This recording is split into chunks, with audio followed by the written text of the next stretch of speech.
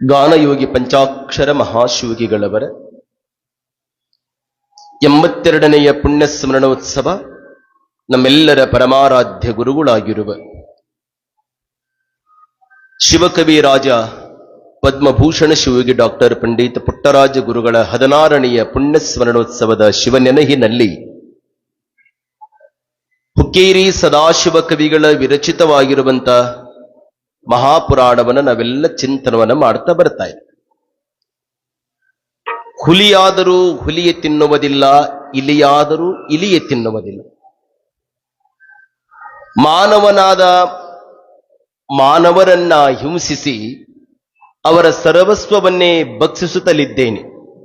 ನಿಜ ಮಾನವತ್ವದ ಅರಿವು ನೀಡಿ ರಕ್ಷಿಸೆನ್ನ ಗುರುಕುಮಾರ ಪಂಚಾಕ್ಷರೀಶ್ವರ. ಪೂಜ್ಯ ಗುರುಗಳ ವಚನ ಬಹಳ ವಿಶೇಷವಾಗಿರುವಂತ ಅಜ್ಜೋರ ಲಿಂಗ ನುಡಿ ಘಟನ ಎಷ್ಟು ಅದ್ಭುತ ಇದೆ ಎಂದರೆ, ಒಂದು ಹುಲಿಗೆ ಹಸಿವೆ ಆಯಿತು ಅಂದ್ರೆ ಹುಲಿ ಇನ್ನೊಂದು ಹುಲಿಯನ್ನು ಬೇಟೆ ಆಡೋದಿಲ್ಲ ಅಂತಾರೆ ಅಜ್ಜೋ. ಇಲಿಗೆ ಹಸಿವಾದ್ರೂ ಸಹಿತ ಅದು ಇನ್ನೊಂದು ಇಲಿ ತಿಂದು ಉದಾಹರಣೆನೇ ಇಲ್ಲ ಅಂತ. ನಾನು 83,99,999 ಜನ್ಮಗಳನ್ನ ದಾಟಿ ಈ ಮಾನವ ಜನ್ಮಕ್ಕೆ ನಾ ಬಂದಿದ್ದೇನೆ. ಮಾನವರನ್ನ ಹಿಂಸಿಸಿ ಭಕ್ಷಿಸುತ್ತಲಿದ್ದೇನೆ. ನಾನು ತಿನ್ನಲಿಕ್ಕತ್ತಿದ್ದೇನೆ, ಅವ್ರಿಗೆ ಹಿಂಸೆ ಕೊಡ್ತಾ ಇದ್ದೇನೆ. ಓ ಗುರುನಾಥ ಕುಮಾರೇಶ ಪಂಚಾಕ್ಷರೇಶ, ನನಗೆ ಈ ಮಾನವತ್ವದ ನಿಜವ ಬೋಧಿಸಿ ಅದರ ನಡೆ ನುಡಿಗಳನ್ನ ನನಗೆ ತಿಳಿಸು ಅನ್ನೋದನ್ನ ಗುರುಗಳು ಬರ್ಕೊಂಡ್ ಬರ್ತಾರೆ. ಸ್ವಲ್ಪ ನಾವೆಲ್ಲ ಇಲ್ಲಿ ಅರ್ಥ ಮಾಡಿಕೊಳ್ಬೇಕು. ಮಾನವ ಅಂದ್ರೆ ಆಕೃತಿಯೊಳಗ ಮಾನವನಾಗೋದಲ್ಲ ಗುರುಗಳು ಹೇಳುವ ಮಾತು. ಸಂಸ್ಕೃತಿಯೊಳಗ ಮಾನವನಾಗ್ಬೇಕು. ಮಾನವ ಜನ್ಮ ದೊಡ್ಡದಲ್ಲ, ಮಾನವೀಯತೆ ಬಹಳ ದೊಡ್ಡದು. ಧರ್ಮ ದೊಡ್ಡದಲ್ಲ, ದಯೇ ದೊಡ್ಡದು. ಹಾಗಾಗಿ ಮನುಷ್ಯ ಯಾವಾಗಲೂ ಸಹಿತ ಹುಟ್ಟಿ ಬಂದ ಬಳಿಕ ಯಾಕೆ ಹುಟ್ಟಿದೆಯಪ್ಪ, ಸಾಯ್ಲಿಕ್ಕೆ ಯಾಕೆ ಸತ್ಯಪ್ಪ, ಹುಟ್ಲಿಕ್ಕೆ ಪುನರಪಿ ಜನನಂ ಪುನರಪಿ ಮರಣಂ ಪುನರಪಿ ಜನನೇ ಜಠರೇ ಸೇನಂ ಏ ಸಂಸಾರೇ ಕಲುದು ಸ್ಥಾರೆ ಕೃಪಯ ಪಾರೆ ಪಾಯಿ ಮುರಾರಿ ಅಂದ್ರು ಶಂಕರಾಚಾರ್ಯ. ಹುಟ್ಟಿದೆಯಪ್ಪ, ಸತ್ಯಪ್ಪ, ಏನು ಸಾರ್ಥಕ? ಮಾನವನ ಬದುಕು ಗೋಪುರದ ಗಡಿಯಾರದಂತೆ. ಅದನ್ನು ಕತ್ತೆತ್ತಿ ನೋಡಬೇಕು. ಕತ್ತೆತ್ತಿ ನೋಡಬೇಕನ್ನುವುದು ಕತ್ತಿಗೆ ಗೊತ್ತಿರಬೇಕು. ಗೊತ್ತಿದ್ದರೆ ಸಾಲದು, ಮುಳ್ಳುಗಳ ಲೆಕ್ಕಾಚಾರ ತಿಳಿದಿರಬೇಕು. ಇದು ಮಾನವನ ಬದುಕು ಅಂತ. ಎಷ್ಟು ಚಲೋ ಮಾತದ ನೋಡಿ. ಮಾನವನ ಬದುಕು ಗೋಪುರದ ಗಡಿಯಾರದಂತೆ. ನಮ್ಮ ಗದಗದೊಳಗ ಸ್ವಲ್ಪ ಹಿಂಗ್ ಟಾಂಗಾ ಕೂಟ ಕಡೆ ಹೋಗ್ಬಿಟ್ರೆ ದೊಡ್ಡ ಗಡಿಯಾರ ಅಂತ ಇವತ್ತಿಗೆ ನಾವು ನೋಡ್ತೀವಲ್ಲ. ಮಾನವನ ಬದುಕು ಗೋಪುರದ ಗಡಿಯಾರ. ಆ ಗಡಿಯಾರದೊಳಗೆ ಎಷ್ಟು ಮುಳ್ಳದವಪ್ಪ? ಎಷ್ಟದವ? 2. ಕಣ್ಣಿಲ್ಲದಂತ ವಿದ್ಯಾರ್ಥಿ ಅವನು 2 ಅಂತ ಹೇಳ್ತಾನೆ. ಯಾಕವರು ಅಂದ್ರೆ ಅವ್ರದೇ ಆದಂತ ಒಂದು ಗಡಿಯಾರ ಅದೇ, ಬ್ಲೈಂಡ್. ಅದು ಅವರು ಗಡಿಯಾರದೊಳಗೆ ಏನಿರ್ತದಂದ್ರೆ, 1 ನಿಮಿಷದ ಮುಳ್ಳಿರ್ತದೆ, 1 ತಾಸಿನ ಮುಳ್ಳಿರ್ತದೆ. ನಾವು ನೋಡುವಂತ ಗಡಿಯಾರದೊಳಗ 1 ಸೆಕೆಂಡಿನ ಮುಳ್ಳು, 1 ನಿಮಿಷದ ಮುಳ್ಳು, 1 ತಾಸಿನ ಮುಳ್ಳು. ಅನುಭಾವಿ ಅಂತಾನ ಮಾನವನ ಬದುಕು ಗೋಪುರದ ಗಡಿಯಾರದಂತೆ. ಅದನ್ನ ಕತ್ತೆತ್ತಿ ನೋಡ್ಬೇಕಂತ. ಇದಕ್ಕೆ ಕುತ್ತಿಗೆ ಕತ್ತಿ ಅಂತಾರೆ. ಇದಕ್ಕೆ ಕತ್ತೆತ್ತಿ ನೋಡಬೇಕು. ನೋಡೋದಷ್ಟೇ ಅಲ್ಲ, ನೋಡಿದ ಮೇಲೆ ಅದರಾಗಿರತಕ್ಕಂಥ ಮುಳ್ಳಿನ ಜ್ಞಾನ ಚಂದ ತಿಳಿದಿರ್ಬೇಕು. 3 ಮುಳ್ಳು ಯಾವು? 1 ಬಾಲ್ಯ, 1 ಯೌವನ, 1 ಮುಪ್ಪು. ಈ 3 ಮುಳ್ಳುಗಳ ಲೆಕ್ಕಾಚಾರ ತಿಳಿದ್ರೆ ಮಾನವನ ಬದುಕು ಸಾರ್ಥಕತೆಯನ್ನು ಹೊಂದದೆ ಅಂತ ಅಜ್ಜೋರು ಇಲ್ಲಿ 1996-97 ಇಸ್ವಿ ಒಳಗ ಇದೇ ವೇದಿಕೆ ಮೇಲೆ ಅಜ್ಜೋರು ಪುರಾಣ ಪ್ರವಚನವನ್ನು ಹೇಳಬೇಕಾದ್ರೆ ಒಂದು ಘಟನಾ ಹೇಳ್ತಿದ್ರ. ಏನು ಘಟನಾ? ಯಾರೋ ಒಬ್ಬ ಬಂದು ಗುರುಗಳ ಹತ್ರ, ಬುದ್ಧಿ ನನ್ನ ಉದ್ಧಾರ ಮಾಡ್ರಿ ಅಂದ್ರಂತ. ತಮ್ಮ ಇಲ್ಲಿ ನೋಡಪ್ಪ, ಉದ್ಧಾರ ಮಾಡ್ರಿ. ಅಜ್ಜೋರಂದ್ರು, ನೀನೊಂದು ಕೆಲಸ ಮಾಡಪ್ಪ. ಏನ್ ಮಾಡ್ರಿ ಅಜ್ಜಾರ? ಉಪಯೋಗ ಇಲ್ಲದ ವಸ್ತು ತೆಗೆದುಕೊಂಡ ಬಾರಪ್ಪ ನೀನು ಉಪಯೋಗ ಮಾಡ್ತೀನಿ ಅಂದ್ರೆ ಅದು ಜಗತ್ತಿನೊಳಗೆ ಉಪಯೋಗ ಇಲ್ಲದ ವಸ್ತು ಅಂದ್ರೆ ಯಾವುದದ? ಆಶ್ರಮ ಬಿಟ್ಟು ಹಿಂಗ ಮಠ ಬಿಟ್ಟು ಹೊರಗೆ ಹೋದ, ಸ್ವಲ್ಪ ಕೈಯಾಗಿ ಹಿಂಗ ಮಣ್ಣು ಹಿಡ್ಕೊಂಡು, ನಾ ಹೇಳೋ ಕತೆ ಕಾಲ್ಪನಿಕ ಅಂತ ಹೇಳ್ತಿದ್ರಜ್ಜವ್ರು. ನಾ ಹೇಳೋ ಕತೆ ಕಾಲ್ಪನಿಕ, ಸತ್ಯ 100% ಅಂತಿದ್ರಜ್ಜು. ಮಣ್ಣು ಹಿಡ್ಕೊಂಡ ತಕ್ಷಣ ಮಣ್ಣು ಅವನ ಜೊತೆ ಮಾತನಾಡಿತಂತೆ, ಓಯ್ ಮನುಷ್ಯನೇ, ಯಾಕೆ ಹಿಡಿದಿದೀಯ ಮಣ್ಣ? ಮಣ್ಣಂತೋ ನೀ ಉಪಯೋಗಿಲ್ಲ.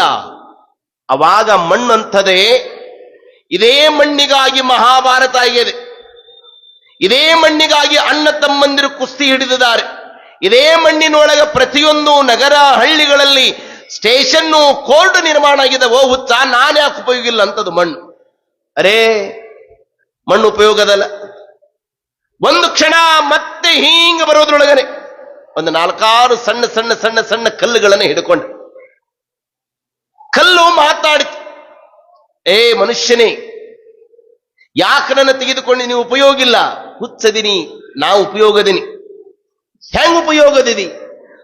ಮನೆ ಕಟ್ಟಬೇಕಾದ್ರೆ ದೊಡ್ಡ ದೊಡ್ಡ ಕಲ್ಲುಗಳಿಂದ ಮನೆ ಕಟ್ಟೋದಿಲ್ಲ, ಅಲ್ಲಲ್ಲಿ ಅಲ್ಲಲ್ಲಿ ಸಣ್ಣ ಸಣ್ಣ ಕಲ್ಲುಗಳಿಟ್ಟರೆ ಮನೆ ಗಟ್ಟಿ ಆಗ್ತದೆ. ನಾನ್ಯಾಕೆ ಉಪಯೋಗಿಲ್ಲೋ ಅಂತದ ಕಲ್ಲ. ಅರೇ ಕಲ್ಲು ಉಪಯೋಗದಲ್ಲ ಅಂತ ತಿಳ್ಕೊಂಡು ಹೇಂಗ ಮನೆ ಕಡೆ ಬಂದ, ಒಂದು ಮಂಡ ಕಸಬರಿಗೆ ಬಿದ್ದಿತ್ತು. ಹಿಂಗ್ ಮುಟ್ಟಿದ, ಒಳಗಿದ್ದ ಹೆಂಡತಿ ಕೇಳ್ದ, ಓ ಅಂದ. ಯಾಕ ಅಂದ. ಆ ಕಸಬರಿಗೆ ಯಾಕೆ ಮುಟ್ಟಿರಿ ಅಂತ. ಇಲ್ಲ, ಇದು ಉಪಯೋಗ ಇಲ್ಲ, ಗಪ್ಪನ ಕೆಳಗಿಡ್ರಿ ಅಂದ. ಯಾಕ ಅಂದ. ಮೊದಲ ಚಲೋ ಇದ್ದಾಗ ದೇವ್ರ ಮನೆ ಹೊಡಿತಿದ್ ಕಸ, ಆಮೇಲೆ ಅಡಿಗೆ ಮನೆ ಹೊಡಿತ್, ಆಮೇಲೆ ಹಾಲು ಹೊಡಿತ್, ಆಮೇಲೆ ಹೊರಗೆ ಹೊಡಿತ್. ಮುಂದೆ ಅಜ್ಜೋರ ಜಾತ್ರೆ ಬರ್ತದ, ಕಂಪೌಂಡಿ ಸುಣ್ಣ ಹಚ್ಚಕ್ ಬರ್ತದ, ಗಪ್ಪನ ಇಡ್ರಿ ಅಂದಕ್ಕೆ. ಮಂಡ ಕಸಬರಿಗೆ ಉಪಯೋಗ. ಹೀಂಗ್ ಒಳಗಡೆ ಹೋದ, ಅವನದೊಂದು ಪ್ಯಾಂಟ್, ಮಾಸಿದ ಪ್ಯಾಂಟ್ ಇತ್ತು. ಪ್ಯಾಂಟ್ ಮುಟ್ಟಿದ, ಹೆಂಡತಿ ಕೇಳಿದ್ರು ಯಾಕ್ರಿ ಅಂದ್. ಇದು ಉಪಯೋಗ ಇಲ್ಲ, ಗಪ್ಪನ ಕೆಳಗಿಡ್ರಿ. ಉಟ್ಟರೆ ಪ್ಯಾಂಟ್ ಆತ್ರಿ, ಅರ್ಧ ಕಟ್ ಮಾಡಿದ್ರ ಬೊರಮೋಡ್ ಆತು, ಯಾಕೆ ಉಪಯೋಗ ಇಲ್ಲ? ಹೆಂಡತಿ ಮಾಸಿದ ಸೀರೆ ತಗೊಂಡು, ಹೆಂಡತಿ ಅಂದು ಅದನ್ಯಾಕೆ ಮುಟ್ಟಿರಿ ಅಂದ್. ಸೀರೆ ಉಪಯೋಗ ಇಲ್ಲ ನೋಡ್ರಿ, ಉಟ್ಟರೆ ಸೀರೆ ಆಯ್ತು, ಕಟ್ಟಿದ್ರೆ ಮಕ್ಕಳಿಗೆ ಏನಾಯ್ತ್ರಿ? ಜೋಳಿಗೆ ಆಯ್ತು. ಇಷ್ಟೆಲ್ಲ ಹಿಡಿಯೋದ್ರೊಳಗನ ಸಾಕಾಗಿ ಪ್ಲಾಸ್ಟಿಕ್ ತಂಬಿಗೆ ಹಿಡ್ಕೊಂಡವ. ತಂಬಿಗೆ ಹೇಳಿತು, ಏ ಹುಚ್ಚ ಮನುಷ್ಯನೇ, ಸೀರೆ, ಪ್ಯಾಂಟ, ಕಲ್ಲ, ಮಣ್ಣ, ಕಸಬರಿಗೆ ಮುಟ್ಟಿ ಉಪಯೋಗಿಲ್ಲ ಉಪಯೋಗಿಲ್ಲ ಅಂತ ಹುಡುಕ್ತಿಯಲ್ಲ, ಹೋಗು ಗುರುವಿನ ಬಳಿಗೆ. ಜಗತ್ತಿನೊಳಗ ಎಲ್ಲವೂ ಉಪಯೋಗದ ಬುದ್ಧಿ, ಉಪಯೋಗಿಲ್ಲದ ವಸ್ತು ಅಂದ್ರೆ ಈ ಮನುಷ್ಯ ಜನ್ಮ ಅಂತ ಹೋಗು, ನಿನ್ನ ಜೀವನ ಸಾರ್ಥಕ ಮಾಡ್ತಾನೆ ಗುರುನಾಥ ಅಂತ ಹೇಳಿತು. ಅದನ್ನೇ ಅಜ್ಜೋರು ಹೇಳ್ತಾರೆ ತಮ್ಮ ವಚನದೊಳಗ, ನನಗೆ ನಿಜ ಮಾನವತ್ವದ ಅರಿವು ನೀಡು ಕರುಣಿಸು ಕುಮಾರೇಶ. ಎಂತ ಮಾತ್ರಿ ಏತಮ್ಮ. ಈ ಭಾವ ಗುರುಗಳಲ್ಲಿ ಎಂತ ಮನೋಜ್ಞವಾಗಿತ್ತಲ್ಲ. ಹಾಗೆಯೇ ಇವತ್ತಿನ ದಿವಸ ಪರಮಗುರು ಪಂಚಾಕ್ಷರಣ ಮಹಾಪುರಾಣದೊಳಗ ಇಂಥ ಮಾನವೀಯ ಮೌಲ್ಯಗಳನ್ನು ಮರೆತವರು, ಕಾಡೋರು, ಆಡೋರು, ಟೀಕೆ ಮಾಡೋರು ಯಾವ ಕಾಲಕ್ಕೂ ಇರ್ತಾರೆ. ದ ರಾ ಬೇಂದ್ರೆ ಬಹಳ ಚಲೋ ಮಾತು ಬರೀತಾನೆ. ನನ್ನನ್ನು ನಾನಷ್ಟೇ ಬಲ್ಲೆ ಏನ್ರಿ, ನನ್ನನ್ನು ನಾನಷ್ಟೇ ಬಲ್ಲೆ, ಉಳಿದವರು ಅಂದಾಜಷ್ಟೇ. ನಾನು ಯಾರೇನ್ರ ತಿಳ್ಕೊಳಕ್ರಿ, ನಾನು ನನ್ನನ್ನಷ್ಟೇ ಬಲ್ಲೆ, ಉಳಿದವರು ಅಂದಾಜಷ್ಟೇ. ಬೇದ ಬುದ್ಧಿ ಕಲಿಬೇಕಾದ್ರ ಕಾಸಿಗೆ ಹೋಗೋದು ಬೇಕಾಗಿಲ್ರಿ, ಗದಗಿನ ವೀರೇಶ್ವರ ಪುಣ್ಯಾಶ್ರಮಕ್ಕೂ ಬರೋದು ಬೇಕಾಗಿಲ್ಲ. ಕಟ್ಟಿ ಮೇಲೆ ಕುಂತಲ್ಲಿ ಕಲಿಬಹುದು, ಊರಾಗ ಕುಂತಲ್ಲಿ ಕಲಿಬಹುದ್ರಿ. ಅದಕ್ಕೆ ರಾಷ್ಟ್ರಕವಿ ಕುವೆಂಪು ಅಂತಾರೆ, ಈ ಜಗತ್ತಿನೊಳಗ ಟೀಕೆಗಳು ಸಾಯುತ್ತವೆ ಅಂತೆ, ಕೆಲಸಗಳು ಉಳಿಯುತ್ತವಂತೆ. ಹಾಗೆ ಕುಮಾರಜ್ಜೋರು, ಪಂಚಾಕ್ಷರಜ್ಜೋರು, ಪುಟ್ಟರಾಜಜ್ಜೋರು ಟೀಕೆಗೆ ಕಿವಿ ಕೊಡಲಾರ್ದನೆ ಈ ಜಗತ್ತಿನೊಳಗ ಅವರು ಗದ್ದಿಗೆ ಒಳಗೆ ಕುಂತುಕೊಂಡ್ರು ಸಹಿತ ಇವತ್ತಿಗೂ ಸಹಿತ ಮರೆಯಾಗದ ಕೆಲಸ ಯಾವುದಂದ್ರೆ ಅದು ಸಂಗೀತ, ಸಾಹಿತ್ಯದ ಉಸಿರನ್ನ ಕೊಟ್ಟು ಹೋದ್ರಲ್ಲ, ಇದು ನಿಜವಾಗಲೂ ಮಾಡಿದ ಕೆಲಸ ಉಳಿತದೆ ಅಂತ. ಕಾಯ ಅಳುದರೂ ಸಹಿತ ಮಾಡಿದ ಕಾರ್ಯ ಉಳಿಬೇಕಂತೆ. ಹಾಗೆ ಹಾನಗಲ್ಲ ಕುಮಾರ ಶಿವಗಿಗಳವರು ಗಾನ ರಸಋಷಿಗಳಾಗಿರುವಂತ, ಉಭಯ ಗಾಯನ ವಿಶಾರದರಾಗಿರುವಂತ ಪಂಚಾಕ್ಷರಿ ಅಜ್ಜೋರಿಗೆ, ಪಂಚಾಕ್ಷರಿ ಮುಂದೆ ನೀ ಏನ್ ಕಲಿಬೇಕಂತ ಮಾಡಿಯಪ್ಪ? ಬುದ್ಧಿ, ನಾನು ಕರ್ನಾಟಕ ಸಂಗೀತವನ್ನು ಕಲಿತೆ, ಹಿಂದೂಸ್ತಾನಿ ಸಂಗೀತವನ್ನು ಕಲಿತೆ, ನನಗ ತಬಲಾ ಒಂದು ಕಲಿಸ್ಬಿಟ್ರೆ ಬಹಳ ಚಲೋ ಆಕೈತಿ ನೋಡ್ರಿಪ್ಪ ಅಂದ. ಹೌದು, ಮತ್ ತಬಲಾದ ಮೇಷ್ಟ್ರು ಎಲ್ಲಿದಾರ ನೋಡು, ಅವ್ರಿಗೆ ಪತ್ರ ಹಾಕೋಣ, ಅವ್ರನ್ನ ಶಿವಯೋಗ ಮಂದಿರ ಕರೆಸ್ಕೊಂಡ್ ಬಿಡೋಣ, ಅವ್ರಿಗೆ ಎಷ್ಟು ಪಗಾರ ಅಂತಾರ ಆ ಪಗಾರವನ್ನು ಕೊಟ್ಟು ಆ ತಬಲಾನು ನೀ ಕಲಿತು ಬಿಡಪ್ಪ ಅಂದ್ರು. ಬುದ್ಧಿ, ತಬಲಾಕ ಶಿಕ್ಷಕರು ಕರೆಸೋದಕ್ಕಿಂತ ರೀ ನಮ್ಮ ಸೇವಾ ಮಾಡುವಂತ ನಮ್ಮ ಶಿಷ್ಯ ಅದನ್ರಿಪ್ಪ. ಯಾವ್ರ ಒಂದು ಅಂದ್ರ ಅಜ್ಜೋ ಶಿಗ್ಗಾಂವ್ ತಾಲೂಕಿನೊಳಗ್ರಿ ಜೇಕಿನ ಕಟ್ಟಿ ಅಂತ ಬರ್ತೈತ್ರಿಪ್ಪ. ಅವನ ಹೆಸರು ಏನು ಅಂದ್ರೆ ಕುಮಾರ್ ಅಜ್ಜೋರ್. ಶಿವಯ್ಯ ಅಂತ ಹೇಳ್ರಿಪ್ಪ. ಹಾ, ಶಿವಯ್ಯ ಬಾಯಿ. ಕುಮಾರ್ ಅಜ್ಜೋರ್ ಕರೆದ್ರು. ಪಂಚಾಕ್ಷರಿ ಏನು ಅಂತಾನಲ್ಲಪ್ಪ. ಹೌದ್ರಿ ಬುದ್ಧಿ, ಹಾಗಾದ್ರೂ ನೀ ಏನ್ ಮಾಡ್ಬೇಕಪ್ಪ, ನೀವೇನಂತೀರ ಅದನ್ನ ಮಾಡ್ತೀನ್ರಿಪ್ಪ. ಆಗಿಂದಾಗಿ ಕುಮಾರಜ್ಜೋರು ಬೆಳಗಾವಿ ಜಿಲ್ಲಾದೊಳಗೆ ಮಲ್ಲೇಶಪ್ಪ ಅಂತ ಹೇಳಿ ಅವರು ಬಹಳ ಅವತ್ತಿನ ದಿನಮಾನದಲ್ಲಿ ಸುಪ್ರಸಿದ್ಧವಾಗಿರುವಂತ ತಬಲ ನುಡಿಸುವಂತ ಶಾಪೂರ್ ಮಲ್ಲೇಶಪ್ಪ ಅಂತ ಹೇಳಿ ಬೆಳಗಾವಿ ಜಿಲ್ಲಾದೊಳಗೆ ಶಾಪೂರ್ ಅಂತ ಬರ್ತದೆ. ಶಾಪೂರ್ ಮಲ್ಲೇಶಪ್ಪನವರಿಗೆ ಪತ್ರ ಬರೀತಾರೆ. ನಮ್ಮ ಗಾನಯೋಗಿ ಪಂಚಾಕ್ಷರ ಗವಾಯಿಗಳವರ ಶಿಷ್ಯನಾಗಿರುವಂತ ಜೇಕಿನ ಕಟ್ಟಿ ಶಿವಯ್ಯನವರು ನಿಮ್ಮ ಹತ್ರ ತಬಲಾ ಕಲಿಲಿಕ್ಕೆ ಬರ್ತಾರೆಪ್ಪ, ನೀವು ಚೆನ್ನಾಗಿ ಅವನಿಗೆ ತಬಲಾ ಕಲಿಸಬೇಕು ಅಂತ ಕುಮಾರಪ್ಪವ್ರ ಪತ್ರ ಬರೀತಾರೆ. ಎಂತ ಹೃದಯ ನೋಡ್ರಿ ಕುಮಾರಜ್ಜನ್. ಶಿವಯ್ಯನವರು ಶಾಪುರಕ್ಕೆ ಹೋದ್ರು ತಬಲಾ ಕಲೀಲಿ. ಈ ಸಂಗೀತನು ಕಲಿಬಹುದ್ರಿ, ಈ ಪುರಾಣ ಹೇಳೋದು ಕಲಿಬಹುದ್ರಿ, ಈ ತಬಲಾ ಕಲಿಯೋದು ಬಹಳ ಕಠಿಣ. ಇದಕ್ಕಿದು ಗಂಡು ವಿದ್ಯೆ ಅಂತ ಕರೀತಾರೆ. ಇದು ಈ ಕಡೆ ಏನಿದ್ರು ಎಡಕ, ಅದಕ್ಕಿದು ಬಲಕ್ಕದ ನೋಡ್ರಿ. ಇದು ಬಲ, ಇದು ಬಲ. ಯಾಕಂದ್ರೆ ಇದು ಒಂದು ಸತ್ತ ಆಡಿನ ಚರ್ಮ. ಇದು ಆಡಿನ ಚರ್ಮವನ್ನ ನುರಿತ ಹದಭರಿತವಾದಂತ ಒಬ್ಬ ಕಲಾವಿದ ತನ್ನ ಕಲಾ ಕೌಶಲ್ಯವನ್ನ ತನ್ನ ಬೆರಳಿನ ಮುಖಾಂತರವಾಗಿ ಮಾತನಾಡಿಸುವ ಕಲೆ ಏನೈತಲ್ಲ, ನಿಜವಾಗಲೂ ಕಲೆ ಎನ್ನೋದು ಅದು ಕಲೆ ತನಕ ಬ್ರಹ್ಮವಿದ್ಯೆ, ಕಲಿತ ಮೇಲೆ ಅದು ಕೋತಿ ವಿದ್ಯೆ ಅಂತ. ಹೆಂಗರ ಆಟ ಆಡ್ರಿ ಆಟ ಆಡಿಸ್ತಾ ಇರ್ತದಂತೆ. ಮತ್ತೆ ಕಲೆ ಕಲಾವಿದ ಎಲ್ಲರಿಗೆ ಆಗ್ಲಿಕ್ಕೆ ಬರೋದಿಲ್ಲ. ಕಲೆ ಎನ್ನೋದು ಗಂಧರ್ವ ವಂಶ ಅನ್ನೋದು ಹಿಂದಿನವರ ಮನೆತನದೊಳಗಿದ್ರೆ ಮಾತ್ರ ಈ ಕಲೆ, ಈ ಸಂಗೀತ ಬರ್ತದೆ ಅಂತ. ಶಾಪೂರ ಮಲ್ಲೇಶಪ್ಪನ ಬಲಿ ಜೇಕಿನ ಕಟ್ಟಿ ಶಿವಯ್ಯನವರು 4-6 ವರ್ಷಗಳ ಕಾಲ ಬಹಳ ಚೆನ್ನಾಗಿ ತಬಲಾ ಕಲಿತು ಬಂದ್ರು. ಅವರು ತಬಲಾ ಕಲಿತು ಬಂದ ಮೇಲೆ ಪಂಚಾಕ್ಷರಿ ಅಜ್ಜೋರು ಕುಮಾರ್ ಅಜ್ಜೋರಿ ಭೇಟಿ ಮಾಡಿಸಿದ್ರು. ಬುದ್ಧಿ, ಶಿವಯ್ಯ ಬಹಳ ಚಲೋ ತಬಲಾ ಕಲಿತು ಬಂದಾನ್ರಿಪ್ಪ, ಮತ್ತ ನಾನು ತಬಲಾ ಕಲಿತೀನ್ರಿ ಅಂತ. ಯಾರ ಕೈಯಾಗ್ರಿ? ಶಿಷ್ಯನ ಕೈಯಾಗ್ರಿ. ಇತಿಹಾಸ ನೆನಪಿಟ್ಟುಕೊಡ್ರಿ, ಗುರು ಶಿಷ್ಯನಿಗೆ ಪಾಠ ಹೇಳಿದ್ದು ಉದಾಹರಣೆ ಇದೆ. ಗುರು ಆ ಶಿಷ್ಯನನ್ನ ಮುಂದೆ ಕುಂದಿರಿಸಿಕೊಂಡು ತಾನು ಪಾಠವನ್ನ ಹೇಳಿ ಆ ಶಿಷ್ಯನ ಉದ್ಧಾರ ಮಾಡಿದ ಉದಾಹರಣೆ ಇದೆ. ಆದರೆ ಪಂಚಾಕ್ಷರ ಜೋರಿ ನಾಡಿನೊಳಗೆ ಇವತ್ತಿಗೂ ಸಹಿತ ನಂದದ ನಂದಾದೀಪವಾಗಿ ನಾದ ಬ್ರಹ್ಮವಾಗಿ ಗಾನಯೋಗಿಯಾಗಿ ಯಾಕೆ ಮೆರಿತಾರಂದ್ರ ಶಿಷ್ಯನಲ್ಲಿಯೂ ಸಹಿತ ದೊಡ್ಡತನ ಕಂಡೋರು ಯಾರಂದ್ರೆ ಅದು ಗಾನಯೋಗಿ ಪಂಚಾಕ್ಷರಿ ಅಜ್ಜೋರು. ಅಜ್ಜೋರು ಯಾವಾಗಲೂ ಅಂತಿದ್ರು ಗುರುಗಳು ಒಂದು ಮಾತು, ತಮ್ಮ ಈ ಲಕ್ಷ ಕೊಟ್ಟು ಕೇಳ್ರಪ್ಪ, ಫಕ್ಕೀರೇಶ್ ಕಣಿವಿ ಅವರಂತೇಳಿ ಬಹಳ ದೊಡ್ಡ ಸಂಗೀತಗಾರರು. ಅವರು ಅಜ್ಜೋರ ಹತ್ರ ಅಂತ ಹೋಗಿದ್ರಂತ, ಇದು ನನಗೆ ಚೀಜ್ ಬರವಲ್ಲದ್ರಿ ಅಂದ್ರಂತ ಅಜ್ಜು. ಮತ್ ಬಂದರ ಹತ್ರ ಹೇಳಿಸ್ಕೋಬೇಕು ಅಂದ್ರಂತ ಅಜ್ಜು.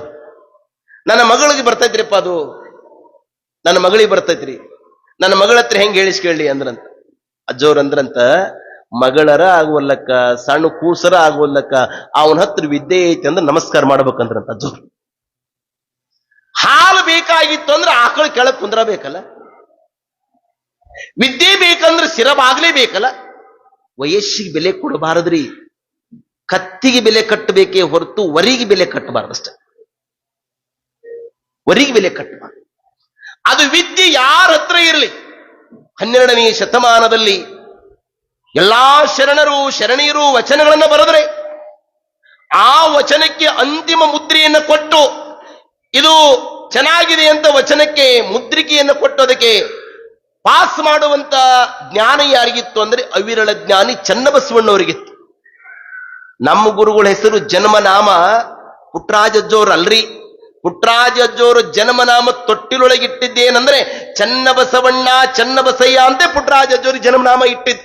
ಅದಕ್ಕೆ ಅಂತ ಅವಿರಳ ಜ್ಞಾನಿಗಳಾದರು ಗುರುಗಳು. ನೋಡಿ ತಮ್ಮ ಜೇಗಿನಗಟ್ಟಿ ಶಿವಯ್ಯನವರ ಮುಂದೆ ಕುಂದಿರ್ಸ್ಕೊಂಡು ತಬಲಾ ಯಾಕ್ರಿ ಅವರು ತಮ್ಮ ಯಾರು ಮಾತಾಡೋದು?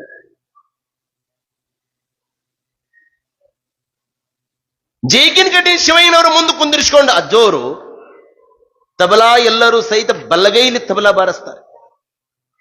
ಆದರೆ ಕನ್ನಡ ನಾಡಿನೊಳಗೆ ವಿಶೇಷವಾಗಿ ಬಲಗೈಲಿ ಡಗ್ಗಾ ನುಡಿಸಿ ಎಡಗೈಲಿ ತಬಲಾ ನುಡಿಸುವಂತ ಇಲ್ಲಿ ನಮ್ಮ ಬಸವರಾಜರು ಕುಂತ್ಕೊಂಡು ನೋಡ್ರಿ. ಇದು ನಮ್ಮ ಆಶ್ರಮದಲ್ಲಿ ಬಹಳಷ್ಟು ಮಂದಿಗೆ ಈ ಹಿಂಗ್ ಎಡಗೈಲಿ ಬಾರಿಸೋದು ಬಂದಿಲ್ರಿ, ಏನೋ ಒಂದು ಬೆರಳನ್ನಷ್ಟು ಬಂದದ್ದು. ಮತ್ತೆ ಈ ಎಡಗೈಲಿ ಬಾರಿಸೋರಿ ಬಹಳ ವಿಶೇಷ ಮಂದಿ, ಈ ತಬಲಾ ಬಾರಿಸೋರು ಬಹಳ ವಿಶೇಷ ಮಂದಿ. ಈ ಕ್ರಿಕೆಟ್ ಆಡೋರು ಎಡಗೈ ಬ್ಯಾಟ್ ಬೀಸೋರು ಅವರು ವಿಶೇಷ ಇರ್ತಾರ ಅವರು. ಮತ್ತೆ ಎಡಗೈಲಿ ಏನಾದ್ರು ಒಮ್ಮೆ ಬಡದ್ರು ಅಂದ್ರೆ ಅದು ಸೊಣ್ಣಿನ ಮಾಯದಿರ್ಬೇಕ್ರಿ. ಅದು ಅವ್ರು ಗೌಡ್ರ ಅವ್ರ ಅಂದ್ರೆ ಹಿಂಗ ಈ ಎಡಗೈ ಒಳಗ ತಬಲಾ ನುಡಿಸುವಂತಾದ್ ಅಜ್ಜೋರು ಈ ಮಧ್ಯದ ಬೆರಳಿನಿಂದ ಹಿಂಗ ಹಾಕಿಬಿಟ್ರೆ ತಬಲಾ ಜರ್ರಂತಿತ್ತಂತ. ಯಾಕದ ಹಂಗಂತಿತ್ತಂದ್ರೆ ಅಖಂಡ ಬ್ರಹ್ಮಚರ್ಯದ ದಿವ್ಯ ಘನತೇಜೋ ಮೂರ್ತಿ ಅವರು. ಶಿಷ್ಯನ ಮುಂದೆ ಕುಂತ್ಕೊಂಡು ಶಿಷ್ಯ ಹೇಳಿದಂಗ ಪಾಠ ಕೇಳಿ ಕೇಳಿ ಕೇಳಿ ಶಿಷ್ಯನಿಂದ ತಬಲಾ ಕಲಿತ ಗುರು ಅಂದ್ರೆ ಅದು ಗಾನಯೋಗಿ ಪಂಚಾಕ್ಷರಿ ಅಜ್ಜೋರ್ನ.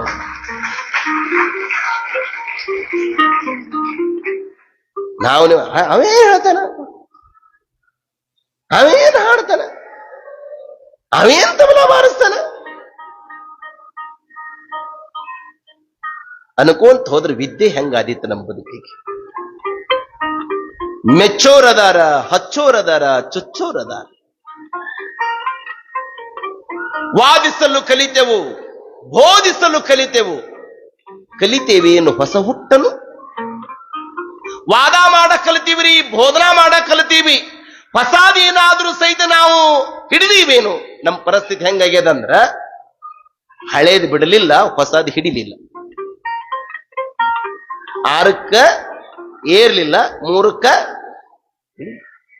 ಆದರೆ ಗುರುಗಾನಯೋಗಿ ಪಂಚಾಕ್ಷರಿಯ ಜೋರು ಎಂತ ಒಂದು ವಿನಯದಿಂದ ತಬಲಾ ಕಲಿತ್ರಲ್ಲ. ಆ ತಬಲಾದೊಳಗ ಜೋರು ಏಕತಾಳ್, ಚೌತಾಳ್, ಜಪ್ತಾಳ್, ದೀಪ್ಚಂದಿ, ದಾದ್ರಾದ್, ತ್ರಿನ್ತಾಲ್, ತಿಲ್ವಾಟ್, ಚೌತಾಳ್ ಮತ್ರಿ ಸವಾರಿ, ಇನ್ನೂ 16 ತಾಳಗಳನ್ನ ಶಿಷ್ಯನಿಂದ ಅಜ್ಜೋರು ಕಲಿತು. ಇಷ್ಟೆಲ್ಲ ತಾಳಗಳನ್ನ ಕಲಿತರು ಸಹಿತ ಅಜ್ಜೋರು ತಾಳ್ಮೆ ತೀದುಕೊಂಡು. ಹೀಗೆ ಕುಮಾರಜ್ಜೋರು ಪಂಚಾಕ್ಷರಜ್ಜೋರ ಈ ಶಿಷ್ಯ ಪ್ರೇಮವನ್ನು ನೋಡಿ, ಅವರ ಕಲಿಯುವ ಹಂಬಲವನ್ನು ನೋಡಿ ಆನಂದ ಪಡ್ತಾರೆ. ಪಂಚಾಕ್ಷರಿ ಮತ್ತೆ ನೀ ಏನ್ ಕಲಿಬೇಕಂತ ಮಾಡಿಯಪ್ಪ, ಏನಂತಾರೆ ಸದಾಶಿವ ಕವಿಗಳು? ಒಂದು ಗೀತೆ ಮುಂದೆ ಚಿಂತನೆ ಮಾಡೋಣ. ಸಂಗೀತ ವಿದ್ಯೆಯ ಜನತೆಗೆ ನೀಡಿದೆ ಮಂಗಲಾತ್ಮನೇ, ಲಿಂಗರೂಪನೇ, ಮಂಗಲನೇ ಪುಟ್ಟ ರಾಜಗುರುವರನೇ, ಮಂಗಲನೇ ಪುಟ್ಟ ರಾಜಗುರುವರನೇ. ಪಂಚಾಕ್ಷರ ಗುರುವೇ ಪ್ರಭುವೇ, ಪಂಚಾಕ್ಷರ ಗುರುವೇ, ಪಂಚಾಕ್ಷರ ಗುರುವೇ ಪ್ರಭುವೇ, ಪಂಚಾಕ್ಷರ ಗುರುವೇ, ಪ್ರಭುವೇ ಪಂಚಾಕ್ಷರ ಗುರುವೇ. ನಿನ್ನ ನಾಮ ವಿಶ್ವ ಪ್ರೇಮ, ನಿನ್ನ ನಾಮ ವಿಶ್ವ ಪ್ರೇಮ, ಪಂಚಾಕ್ಷರ ಗುರುವೇ, ಗುರುವೇ ಪಂಚಾಕ್ಷರ ಪ್ರಭುವೇ, ಗುರುವೇ ಪಂಚಾಕ್ಷರ ಪ್ರಭುವೇ.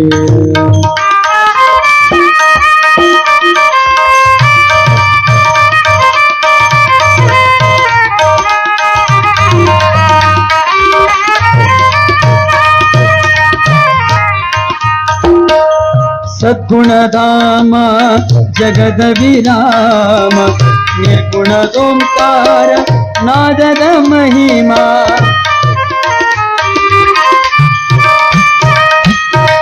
ಸದ್ಗುಣಧಾಮ ಜಗದ ವಿರಾಮ ನಿರ್ಗುಣದೋಂಕಾರ ನಾದದ ಮಹಿಮಾ ಮೂಲ ಪ್ರಮಾಣದ ನಾದದ ಸಿರಿಯೇ ಮೂಲ ಪ್ರಮಾಣದ ನಾದದ ಸಿರಿಯೇ ಮಹಾಮಂತ್ರೋದಿತ ಸ್ವರಗಳ ದೊರೆಯೇ ಮಹಾಮಂತ್ರೋದಿತ ಸ್ವರಗಳ ದೊರೆಯೇ ಪಂಚಾಕ್ಷರ ಗುರುವೇ ಪ್ರಭುವೇ ಪಂಚಾಕ್ಷರ ಗುರುವೇ ಪ್ರಭುವೇ ಪಂಚಾಕ್ಷರ ಗುರುವೇ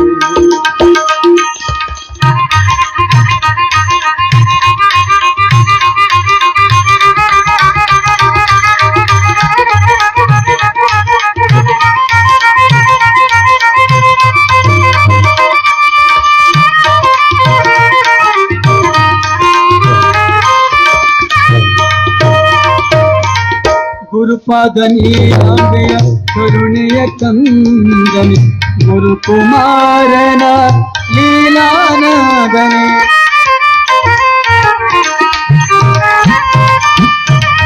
ಗುರುಪಾದ ನೀಲಾಂಬೆಯ ಕರುಣೆಯ ಕಂದನೆ ಗುರುಕುಮಾರನ ಲೀಲಾನದನೆ ನಾಡಿನ ಅನಾಥರ ಅಂದರ ತಾನೆ ನಾಡಿನ ಅನಾಥರ ಅಂದರ ತಾನೆ ಕಾಡಶೆಟ್ಟಿಹಳ್ಳಿ ಗ್ರಾಮ ಕೀರ್ತಿ ಬಂದೋರನೆ ಕಾಡಶೆಟ್ಟಿಹಳ್ಳಿ ಗ್ರಾಮ ಕೀರ್ತಿ ಬಂದೋರನೆ ಪಂಚಾಕ್ಷರ ಗುರುವೇ ಪ್ರಭುವೇ ಪಂಚಾಕ್ಷರ ಗುರುವೇ ಪ್ರಭುವೇ ಪಂಚಾಕ್ಷರ ಗುರುವೇ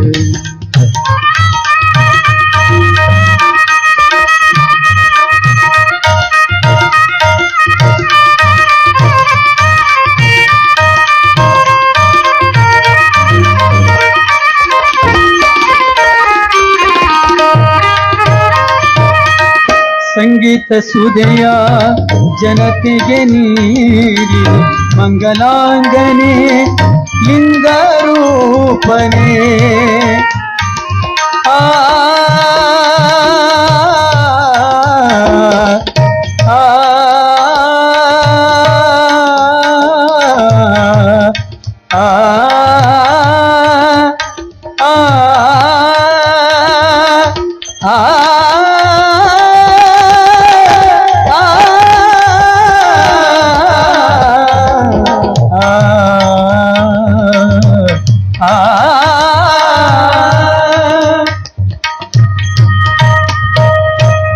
ಸಂಗೀತ ಸುದೆಯ ಜನತೆಗೆ ನೀಡಿದೆ ಮಂಗಲಾತ್ಮನೆ ಲಿಂಗರೂಪನೆ ಮಂಗಲನೆ ಪುಟ್ಟ ರಾಜಗುರುವರನೆ ಮಂಗಲನೆ ಪುಟ್ಟ ರಾಜಗುರುವರನೆ ಮಂಗಲನೆ ಪುಟ್ಟ ರಾಜಗುರುವರನೆ ಮಂಗಲನೆ ಪುಟ್ಟ ರಾಜಗುರುವರನೆ ಪಂಚಾಕ್ಷರ ಗುರುವೇ ಪ್ರಭುವೇ ಪಂಚಾಕ್ಷರ ಗುರುವೇ ಪ್ರಭುವೇ ಪಂಚಾಕ್ಷರ ಗುರುವೇ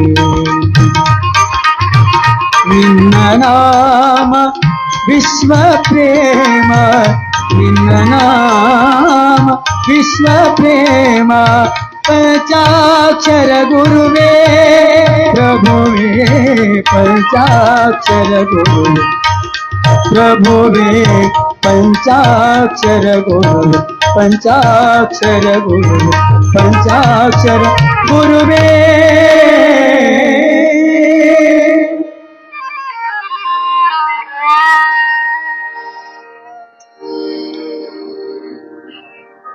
ಅವಿರತಂ ಗೀತದೊಳು ಅವಿರತಂ ಗೀತದೊಳು ಶಂಭುಸ್ತವನ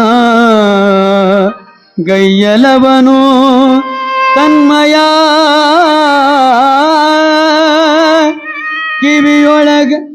ಕಿವಿಯೊಳಗಣ ಕಂಬಲಾಶ್ವತ ಗಾನವಂ ನಿಲ್ಲಿಸಿ ನಿಲ್ಲಿಸಿ ಜವದೊಳಿತನ ಗಾನಗೇಳುತ್ತೆ ಶಿವನು ಜಡೆಮುಡಿಯೊಡೆಯ ಶಿವನು ಜಡೆಮುಡಿಯಡೆಯಾಗೆಯೋ ತವ ಕದಿಂ ತುಳಕಿರಲ್ಕೆ ಸಿರವಲ್ಲಾಡಿಸುವನೈಸೆ ಸಿರವನಲ್ಲಾಡಿಸುವ ಅಲ್ಲಾಡಿಸುವನೈಸೆ ಸಾಂಬ ಜೈ ನಮ ಪಾರ್ವತಿ ಪದ ಶಿವ ರಮಾದೇವ.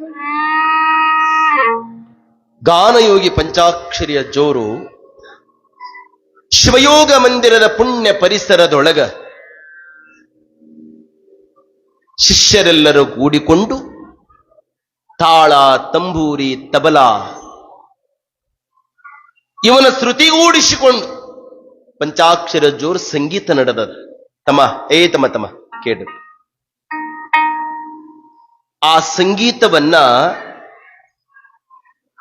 ಈ ನರಲೋಕದ ಜನಗಳು ಕೇಳೋದಲ್ರಿ.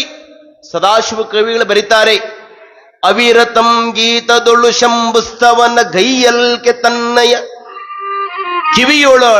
ಕಿವಿಯೊಳಗಣ ಕಂಬಲಾಶ್ವತ ಗಾನಮಂ ನಿಲ್ಲಿಸಿ. ಪರಮಾತ್ಮ ನಿತ್ಯಲೂ ಸಹಿತ ಕಂಬಲಗಾನ ಅಂದ್ರೆ 8 ಮಂದಿ ನಾಗದೇವತೆಗಳಲ್ಲಿ ಒಬ್ಬನಾದಂಥವನು ಕಂಬಲ. ಆ ಕಂಬಲ ನಾಗನನ್ನ ಪ್ರತಿನಿತ್ಯರು ಅವರ ಸಂಗೀತವನ್ನ ಶಿವನ ಕಿವಿಯೊಳಗೆ ಹೇಳ್ತಿದ್ರಂತೆ. ಪಂಚಾಕ್ಷರಿ ಅಜ್ಜೋರ ಹಾಡೋದನ್ನ ಕೇಳಿದಂತ ದೇವರು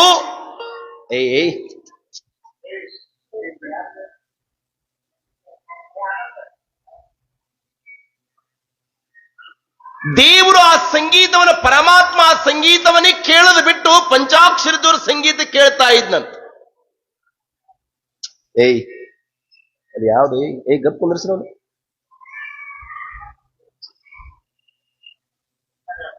ಅವರ ಸಂಗೀತ ಹಾಡ್ತಾ ಹಾಡ್ತಾ ಹಾಡ್ತಾ ಇದ್ರೆ ಮೇಘ ಮಲ್ಹಾರ್ ರಾಗ ಪಂಚಾಕ್ಷರದವ್ರು ಹಾಡ್ತಾ ಇದ್ರು.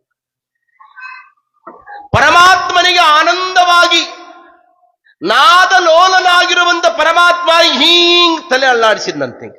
ನೋಡಿ ಎಷ್ಟು ಚಲೋ ಅದ.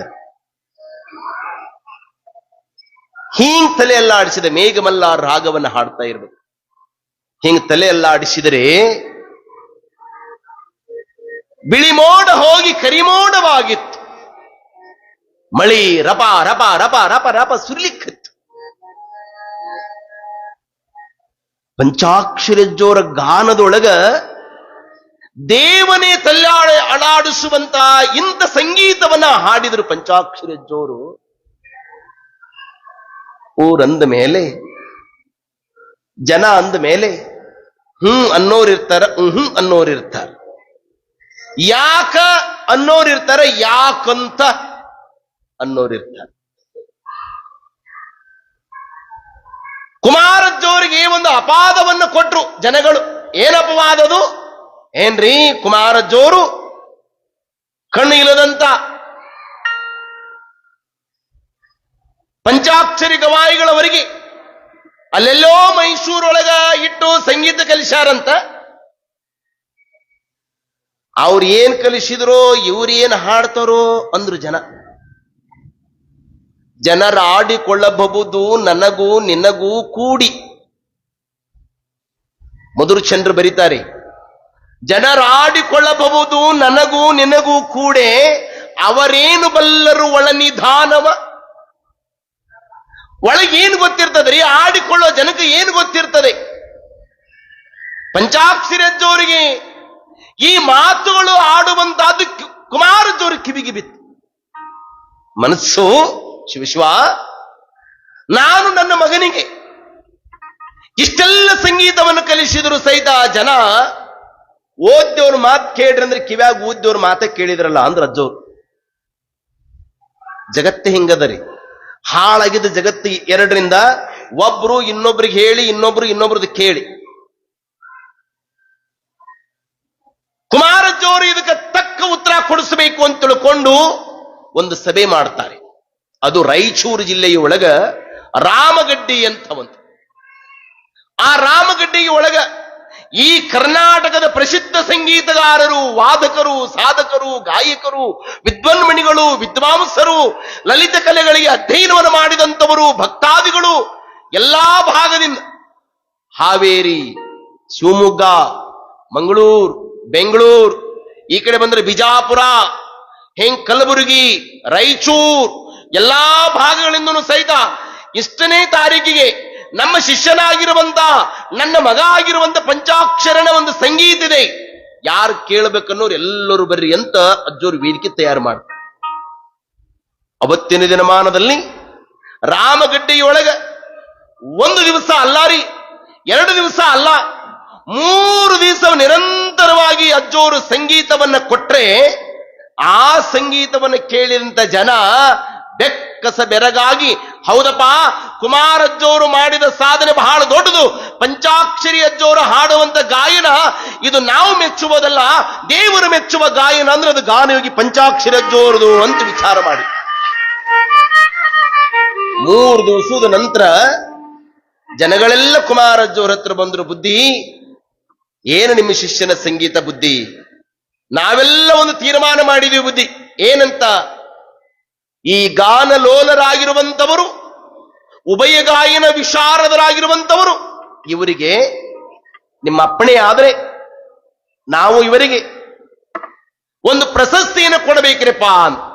ಇಲ್ಲಿವರೆಗೂ ಇವರು ಪಂಚಾಕ್ಷರ ಗವಾಯಿಗಳಾಗಿದ್ರು. ಈ ರಾಮಗಡ್ಡಿಯೊಳಗೆ ಪಂಚಾಕ್ಷರಜರು ಒಂದು ಪ್ರಶಸ್ತಿ ಕೊಡ್ತಾರೆ. ಅದು ಯಾವುದು ಅಂದರೆ, ಅದು ಮರ್ಜಿ ಮರ್ಜಿ ಮಾಡಿ ಮಾಡಿ ಮಾಡಿ ಅರ್ಜಿ ಹಾಕಿ ತಗೊಂಡು ಪ್ರಶಸ್ತಿ ಅಲ್ರದು ಏನ್ರಿ. ಪ್ರಶಸ್ತಿಗಳು ನಮ್ಮನ್ನೇ ಹುಡಿಕೊಂಡು ಬರಬೇಕು. ಬದುಕು ಅಂದ್ರೆ ಹಿಂಗಿರಬೇಕಲ್ಲ, ಮೊದಲ ನಾವು ಬೇಡಬೇಕು, ಆಮೇಲೆ ನಮ್ಮನ್ನ ಜನ ಬೇಡ್ಬೇಕಂತ. ಅದು ಎಲ್ಲಿ ಕುಂತರು ಸಹಿತ ಮಂದಿ ಬೆನ್ನ ಹತ್ತಿರ್ಬೇಕ್ರಿ, ಬರ್ರಿ ಅಜ್ಜರ ಸ್ವಲ್ಪ ನೋಡಿ ಬರ್ರಿ ಅಂದಿರ್ಬೇಕು, ಬರ್ರಿ ಕರೆದಿರ್ಬೇಕು ನಮ್ಮನ್ನ. ಪಂಚಾಕ್ಷರಿ ಅಜ್ಜೋರು ಆ ಸಂಗೀತವನ್ನ ಹಾಡಿದ ಮೇಲೆ ರಾಮಗಡ್ಡಿಯೊಳಗೆ ಪಂಚಾಕ್ಷರಿ ಅಜ್ಜೋರಿಗೆ ಒಂದು ಪ್ರಶಸ್ತಿ ಕೊಟ್ಟರು. ಅದು ಯಾವ ಪ್ರಶಸ್ತಿ ಅಂದ್ರೆ ಪಂಡಿತ ಅಂತ ಪ್ರಶಸ್ತಿ ಕೊಟ್ಟರು. ಅವತ್ತಿಂದ ಅಜ್ಜೋರು ಏನಾದ್ರು ಪಂಡಿತ ಪಂಚಾಕ್ಷರ ಗವಾಯಿಗಳು, ಉಭಯ ಗಾಯನ ವಿಶಾರದ ಪಂಡಿತ್ ಪಂಚಾಕ್ಷರ ಗವಾಯಿಗಳು ಅಂತ ನಾಮ ಬಂತು. ನೋಡಿ, ಕುಮಾರಜ್ಜೋರು ಒಮ್ಮೇನಾದ್ರೂ ಅದು ಸಮಾಜದೊಳಗೆ ಏರುಪೇರು ಆಗಿತ್ತು ಅಂದ್ರೆ ಅದನ್ನು ತಿದ್ದೋ ತನಕ ಕುಮಾರಜ್ಜೋರು ಬಿಡುತ್ತಿದ್ದಿಲ್ಲ. ಹೀಗೆ ಪಂಚಾಕ್ಷರಿ ಜೋರು ಗಾಯನವನ್ನು ಮಾಡ್ತಾ ಮಾಡ್ತಾ ಇರಬೇಕಾದ್ರೆ ಶಿವಯೋಗ ಮಂದಿರಕ್ಕೆ ಮತ್ತೆ ವಾಪಸ್ ಬಂದ ಮೇಲೆ ಅಜ್ಜೋರು ಕೇಳ್ತಾರೆ, ಪಂಚಾಕ್ಷರಿ ಮತ್ತೇನಾದ್ರೂ ಕಲಿಬೇಕಂತ ಆಸೆ ಐತೇನಪ್ಪ, ಹೇಳಿಬಿಡು. ಉಣ್ಣುವಾಗ 4 ರೊಟ್ಟಿ ಜಾಸ್ತಿನ ಉಣ್ಬೇಕಂತ್ರಿ, ಕಲಿಯುವಾಗ 4 ಅಕ್ಷರ ಜಾಸ್ತಿ ಕಲಿಬೇಕಂತ್ರಿ. ಈಗ 4 ರೊಟ್ಟಿ ಜಾಸ್ತಿ ಬಡಿಯೋರು ಇಲ್ರಿ, 4 ರೊಟ್ಟಿ ಉಣ್ಣೋರು ಇಲ್ರಿ. ಈಗ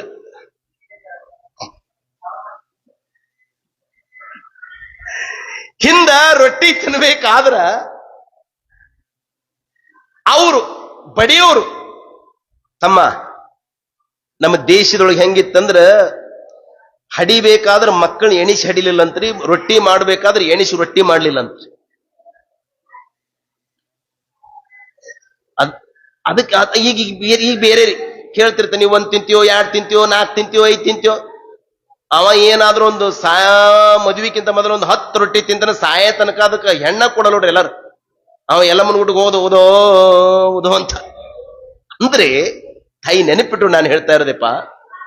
ಪಂಚಾಕ್ಷರಜ್ಜೋರ ಸಂಗೀತ ಕಲಿತ ಮೇಲೆ ದ್ಯಾವಾಪುರ ಬಸವಲಿಂಗ ಶಾಸ್ತ್ರಿಗಳು ಅಂತ ಹೇಳಿ ಪಂಚಾಕ್ಷರಜ್ಜೋರ ಹತ್ರ ಬಹಳ ಮಂದಿ ಕೀರ್ತನಕಾರ ತಯಾರಾಗ್ತಾರೆ. ತಮ್ಮ ನೋಡ್ರಿ, ಮೊದಲು ನಮ್ಮ ನಾಡಿನೊಳಗ ಕೀರ್ತನ ಪರಂಪರೆ ಮೊಟ್ಟ ಮೊದಲು ನಾರದನಿಂದ ಈ ಕೀರ್ತನ ಪರಂಪರೆ ಆರಂಭಗೊಳ್ಳುತ್ತದೆ. ಆನಂತರ ಅದು ಎಷ್ಟೋ ಕಾಲವಾಗಿ ಗತಿಸಿ ಮತ್ತೆ ಈ ನಾಡಿನೊಳಗೆ ಕೀರ್ತನ ಪರಂಪರೆ 14-15ನೇ ಶತಮಾನದಲ್ಲಿ ಮತ್ತೆ ಕನಕದಾಸರು, ಪುರಂದರದಾಸರು ಇದನ್ನ ಹರಿಕತೆ ಅಂತ ಮಾಡ್ಕೋಂತ ಬಂತು. ಮತ್ತೆ ಎಷ್ಟೋ ಕಾಲಗಳಾಗಿ ಮತ್ತೆ 17ನೇ ಶತಮಾನದಲ್ಲಿ ತಂಜಾವೂರಿನಲ್ಲಿ ಮರಾಠಿಯೊಳಗೆ ಈ ಕೀರ್ತನೆಯನ್ನು ಮಾಡ್ಲಿಕ್ಕೆ ಈ ಬೆಂಗಳೂರು ಈ ಕಡೆ ಭಾಗಕ್ಕೆ ಹೋಗ್ಬಿಟ್ರೆ ಹರಿಕತೆ ದಾಸರು ಅಂತ ತಯಾರ. ವೀರಶೈವ ಲಿಂಗಾಯತ ಧರ್ಮದಲ್ಲಿ ಇವ ಶಿವಕೀರ್ತನೆಯನ್ನೋರೇ ಮಾಡೋರಿದ್ದಿಲ್ಲ. ಎಲ್ಲರೂ ಹರಿಕತೆಯನ್ನೇ ಕೇಳೋದಿತ್ತು. ಮೊಟ್ಟ ಮೊದಲು ವೀರಶೈವ ಲಿಂಗಾಯತ ಧರ್ಮದಲ್ಲಿ ಶಿವಕೀರ್ತನೆಯನ್ನು ಮಾಡಲು ಚಾಲನೆ ತಂದು ಕೊಟ್ಟವ್ರು ಯಾರಂದ್ರೆ ಅದು ಹಾನಗಲ್ಲ ಕುಮಾರ ಶಿವಗಳನ್ನು ಸಮಾಜ ನೆನಪಿಟ್ಟುಕೊಳ್ಬೇಕು. ಅಲ್ಲಿವರೆಗೆ ನಾವೆಲ್ಲ ಹರಿಕತೆಯನ್ನೇ ಕೇಳ್ತಿದ್ವಿ ರೀ, ರಾಮಾಯಣ ಭಾಗವತ ಕಥೆಗಳನ್ನೇ ಕೇಳ್ತಿದ್ವಿ ನಾವೆಲ್ಲ. ಅದಕ್ಕೆ ಅಜ್ಜೋರು ಆ ಒಂದು ಕಥೆಗಳನ್ನ ಕೇಳಿ, ಅಜ್ಜೋರು ಬಹಳ ಪ್ರೀತಿಯ ಕಥೆಗಳು, ತಿರುನೀಲಕಂಠ, ಭೂ ಕೈಲಾಸ್, ಏನು ಆ ಕೀರ್ತನೆಯನ್ನು ಮಾಡ್ತಿದ್ರು. ದ್ಯಾವಾಪುರ ಬಸವಲಿಂಗ ಶಾಸ್ತ್ರಿಗಳು ಕೀರ್ತನ, ಪಂಚಾಕ್ಷರಿ ಅಜ್ಜೋರ ಸಂಗೀತ. ಏನು ಆ ಕೀರ್ತನೆ ರೀ, ಶಿವಯೋಗ ಮಂದಿರದ ಭಿಕ್ಷಕ್ಕಾಗಿ ಆ ಕೀರ್ತನೆಯನ್ನು ಅವರು ಮಾಡ್ತಾ ಇದ್ದರೆ, ಅಜ್ಜೋರ ಸಂಗೀತ ಇತ್ತಂದ್ರೆ ಏನು ಆ ಜನಗಳೆಲ್ಲ ಕೌತುಕದಿಂದ ಜಾತಕ ಪಕ್ಷಿ ಹಾಗೆ ಆ ಕೀರ್ತನವನ್ನು ಕೇಳ್ತಿದ್ರು. ಮುಂದೆ ಪಂಚಾಕ್ಷರ ಜೋರು ದ್ಯಾವಾಪುರ ಬಸವಲಿಂಗ ಶಾಸ್ತ್ರಿಗಳ ಕೀರ್ತನವನ್ನ ಕೇಳಿ ಕೇಳಿ ಕೇಳಿ ಕೇಳಿ ಅಜ್ಜೋರು ಸಹಿತ ಕೀರ್ತನ ಮಾಡೋದು ಕಲಿತಾರೆ. ದ್ಯಾವಾಪುರ ಬಸವಲಿಂಗ ಶಾಸ್ತ್ರಿಗಳು ಎಷ್ಟು ಶಾಣೆಯರು ಅಂದ್ರೆ 1919ನೇ ಇಸ್ವಿಯೊಳಗೆ ಗದಿಗಿನೊಳಗೆ ರಾಚೋಟೇಶ್ವರ ಗುಡಿ ಒಳಗೆ ಒಂದು ತಿಂಗಳ ಕಾಲವಾಗಿ ಶ್ರಾವಣ ಮಾಸದಲ್ಲಿ ಕೀರ್ತನ ಮಾಡ್ತಾರೆ ಅವರು. ದ್ಯಾವಾಪುರ ಬಸವಲಿಂಗ ಶಾಸ್ತ್ರಿ ಅವ್ರು ಎಷ್ಟು ನೇಮ ಅಂದ್ರೆ 1928ನೇ ಇಸ್ವಿಯೊಳಗ ಶಿವಯೋಗ ಮಂದಿರದ ಒಟ್ಟುಗಳಿಗೆಲ್ಲ ತತ್ವಪದಗಳನ್ನ ಹಿಂಗ ಹಾಡಾಕ್ ಹಚ್ಚಿ ಒಟ್ಟುಗಳೆಲ್ಲ ಹಾಡ್ತಾ ಹಾಡ್ತಾ ಹಾಡ್ತಾ ಇದ್ರೆ ಅದನ್ನ ಕೇಳ್ತಾ ಕೇಳ್ತಾ ಕೇಳ್ತಾ ಲಿಂಗೈಕ್ಯರಾದವರು ದ್ಯಾವಾಪುರ ಬಸವಲಿಂಗ ಶಾಸ್ತ್ರಿ. ಇಂಥ ಕೀರ್ತನಕಾರರಿಗೆ ಜನ್ಮ ಕೊಟ್ಟ ಪುಣ್ಯ ಭೂಮಿ ಅದು ಶಿವಯೋಗ ಮಂದಿರ. ದ್ಯಾವಾಪುರ ಬಸವಲಿಂಗ ಶಾಸ್ತ್ರಿಗಳಾಗಲಿ, ಹಿರಿಯಾಳದ ವೀರಯ್ಯ ಶಾಸ್ತ್ರಿಗಳು, ಮಲ್ಲಿಕಾರ್ಜುನ ಶಾಸ್ತ್ರಿಗಳು ಶಿವಣಿಗೆಯವರು, ಬಸವಲಿಂಗ ಶಾಸ್ತ್ರಿಗಳು ಮತ್ತಿಕಟ್ಟಿಯವರು, ಇಂದುದರ ಶಾಸ್ತ್ರಿಗಳವರು, ಶ್ರೀಕಂಠ ಶಾಸ್ತ್ರಿಗಳು ನಲುವಡಿಯವರು, ಸದಾಶಿವ ಶಾಸ್ತ್ರಿಗಳು ಹುಕ್ಕೇರಿಯವರು, ಪಂಚಾಕ್ಷರದವರು ಪುರಾಣ ಬರೆದವರು, ಅವರು ಶಿವಯೋಗ ಮಂದಿರದೊಳಗೆ ತಯಾರಾದವರು. ಮಹಾಲಿಂಗ ಶಾಸ್ತ್ರಿಗಳು ದಾವಣಗೆರೆಯವರು. ಹೀಗೆ ಇಷ್ಟೆಲ್ಲ ಶಾಸ್ತ್ರಿಗಳನ್ನು ತಯಾರು ಮಾಡಿದ ಟಂಕಶಾಲೆ ಅಂದ್ರೆ ಅದು ಶಿವಯೋಗ ಮಂದಿರ. ಆ ಶಿವಯೋಗ ಮಂದಿರದೊಳಗೆ ದ್ಯಾವಾಪುರ ಬಸವಲಿಂಗ ಶಾಸ್ತ್ರಿಗಳನ್ನು ಸಹಿತ, ಚನ್ನ ಕವಿಗಳನ್ನು ಸಹಿತ ತಯಾರು ಮಾಡಿದ್ದು ಅದು ಶಿವಯೋಗ ಮಂದಿರ. ಇಂಥ ಶಿವಯೋಗ ಮಂದಿರದೊಳಗೆ ಅಜ್ಜೋರು ದ್ಯಾವಾಪುರ ಬಸವಲಿಂಗ ಶಾಸ್ತ್ರಿಗಳಿಂದ ಕೀರ್ತನ ಮಾಡೋದು ಕಲಿತರು. ಅಜ್ಜೋರು ಕೀರ್ತನಕ್ಕ ಮುಂದೆ ನಿಂತು ಬಿಟ್ರೆ ಪುರಾಣಕ್ಕ ಕೀರ್ತನಕ್ಕ ವ್ಯತ್ಯಾಸ ಇಷ್ಟೇ. ಕೀರ್ತನ ಮಾಡಬೇಕಾದ್ರೆ ನವರಸಗಳು ಅವನ ಬಳಿ ಇರಬೇಕಾಗ್ತದೆ, ಎಲ್ಲಾ ವಾದ್ಯಗಳ ಜ್ಞಾನ ಅವನಿಗಿರಬೇಕಾಗ್ತದೆ. ಅಲ್ಲಿ ಶಿವಗರ್ಜನೆ ಬಂದ್ರೆ ಶಿವಗರ್ಜನೆ ಮಾಡ್ಬೇಕ್ರಿ, ಅಲ್ಲಿ ನೃತ್ಯ ಮಾಡೋದು ಬಂದ್ರೆ ನೃತ್ಯ ಮಾಡ್ಬೇಕ್ರಿ, ಅಲ್ಲಿ ಅಳುವುದು ಬಂದ್ರೆ ಅಳೋದು ಆಗ್ಬೇಕ್ರಿ, ನಗೋದು ಬಂದ್ರೆ ನಗಿಸೋದು ಆಗ್ಬೇಕ್ರಿ. ಲಲಿತ ಕಲೆಗಳು ಯಾರಿಗೆ ಗೊತ್ತಿರ್ತಾವ ಅದೆಲ್ಲ ಕೀರ್ತನೆ ಮಾಡೋದು. ಇತ್ತಿತ್ತಲಾಗಿ ಕೀರ್ತನ ರಂಗ ಅನ್ನೋದೇ ಮರೆಯಾಗಿ ಹೋಗ್ತಾ ಇದೆ. ನಮ್ಮ ಹಿರಿಯರೆಲ್ಲ, ನಾವು ಹಿರಿಯರ ಕಾಲಗಳನ್ನು ನೆನಪಿಸಿಕೊಂಡ್ರೆ ನಮ್ಮ ರುದ್ರಾರಾಧ್ಯ ಶಾಸ್ತ್ರಿಗಳು ಕೋಡಿಕೊಪ್ಪ ಅವರು, ಮಲ್ಲಿಕಾರ್ಜುನ ಶಾಸ್ತ್ರಿಗಳು ಹಿರಿಯಾಳವರು, ಬಾಲಚಂದ್ರ ಶಾಸ್ತ್ರಿಗಳು ಚಿಕ್ಕಮಣ್ಣೂರವರಾಗ, ದೇವಗೇರಿ ಶಿವಯೋಗಿ ಶಾಸ್ತ್ರಿಗಳು ತಮ್ಮ ಪಂಚಾಕ್ಷರಿ ಜೋರು ಪುರಾಣವನ್ನು ಸರಿಸುಮಾರು ಒಂದು 40ರಿಂದ 50 ವರ್ಷ ಹೇಳಿದವರು. ಅವರು ಪುರಾಣ ಹೇಳ್ತಾ ಇದ್ರೆ ಪೂಜ್ಯ ಪುಟ್ಟರಾಜ ಅಜ್ಜೋರು ಗವ್ಯಾಗ ಕುಂತ್ಕೊಂಡ್ರ ಲಿಂಗ ಪೂಜೆ ಸಮಯ ಆದ್ರೂ ದೇವಗೇರಿ ಶಾಸ್ತ್ರ ಪುರಾಣ ಚಲೋತ್ ನಡಿ ಅಂತ ತಿಳ್ಕೊಂಡು ಪುರಾಣ ಮುಗಿಯುವ ತನಕನು ಸಹಿತ ದೊಡ್ಡಜ್ಜನ ಪುರಾಣ ಕೇಳಿದವ್ರು ಯಾರಂದ್ರೆ ಅದು ನಮ್ಮ ಗುರುಗಳು ಪುಟ್ಟರಾಜ ಅಜ್ಜೋರು ಅನ್ನೋದು ನೆನಪಿಟ್ಟುಕೊಳ್ಳಕು. ಆ ಪುರಾಣವನ್ನು ಹೇಳಿದವ್ರು ಯಾರಂದ್ರೆ ಅದು ದೇವಗಿರಿ ಶಿವಯೋಗಿ ಶಾಸ್ತ್ರಿಗಳು. ನಮ್ಮ ನಾಡಿನೊಳಗೊಂದು ಐತಿಹ್ಯ ಇದೆ. ಏನಿದೆ ಅಂದ್ರೆ ಶರಣಚರಿತಾಮೃತವನ್ನ ಕೇಳಬೇಕು ಅಂದ್ರೆ ಅದು ದಾನಪ್ಪ ತಿಕೋಟ್ ಅವರ ಬಾಯಿಂದನೇ ಕೇಳಬೇಕು ಅಂತ ಒಂದು ಐತಿಹ್ಯ ಇದೆ.